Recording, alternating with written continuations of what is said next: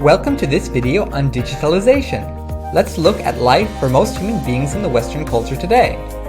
This is the Smith family. Say hello to John and Jane. They have a stable life and stable jobs. They have two kids, Sarah and Timmy. Every morning, John and Jane wake up in the morning to go to work. John is an accountant for the FC paper company. Jane works as a software engineer for the Pez Corporation on the east side of town. They kiss each other and their kids goodbye and leave to spend the rest of the day separately. Sounds normal, right? What do their kids do? Meet Sarah and Timmy. Sarah and Timmy love playing video games and watching movies online. Like most children in the Western world, they're forced to go to school. They sit at desks all day listening to someone speak and they follow orders. It was a great challenge for them for the first few years, as they, like most humans, since the dawn of mankind, have moved their bodies all day. Despite their constant urge to run around and play, they are told by their teachers to sit down, be quiet, and listen. What Sarah and Timmy aren't told is that the modern schooling system, or factory schools as they are often now called, were developed during the Industrial Revolution. Factories needed workers who stood in one place, followed directions, and did the same tedious actions over and over again. So raising children to be factory workers was a top priority for schools as these jobs began to spring up all over Europe and the United States. The problem is that the system never evolved with the times. Their parents, Jane and John, never thought twice because they thought this was normal, as it was the way they grew up. When Sarah and Timmy explain to their father that they don't like school, John tells them, "We went through it, so you need to go through it as well, just like everybody else." Sarah and Timmy then go to Jane for a second opinion. Jane explains, "You must be doing something wrong.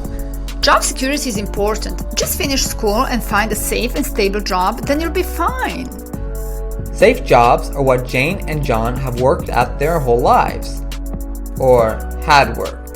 The following week, John receives a letter from his employer at the FC paper company saying that they are laying off the entire finance department as they have a new software that digitizes all their work and automates everything. Suddenly, John is without work and stays home all day as he struggles to find a new job.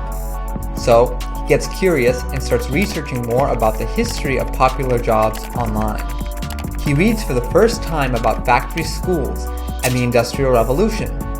It continues that as factories began to be digitized and automated by robots or outsourced to other countries in the East, office jobs like his began to spring up and required workers to sit quietly in little square cubicles all day.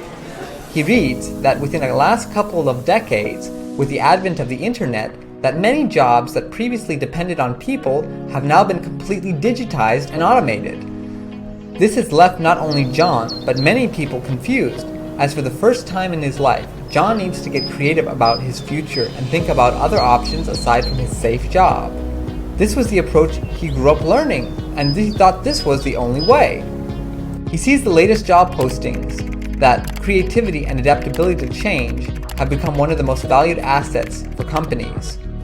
When Jane and the kids get home, John tells Jane about his newfound discovery and talks about homeschooling the kids.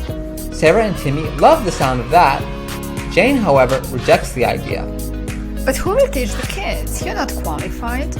I think it's the best you find something safe and secure. There must be plenty of accounting jobs out there. You're just not looking hard enough." The weekend comes, and Jane and John watch the news with the kids. Breaking news! Oh no, the new coronavirus has reached their city.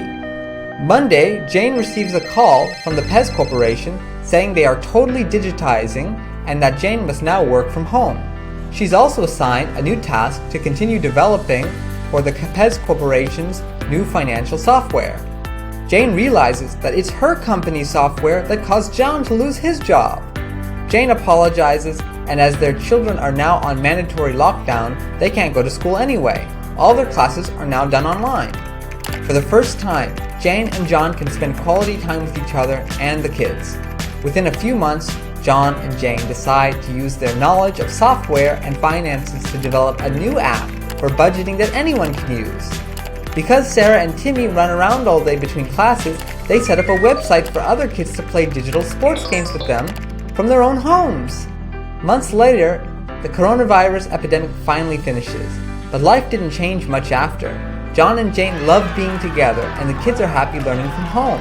They decide to take Sarah and Timmy out of their factory school and enroll them into ongoing alternative online education permanently.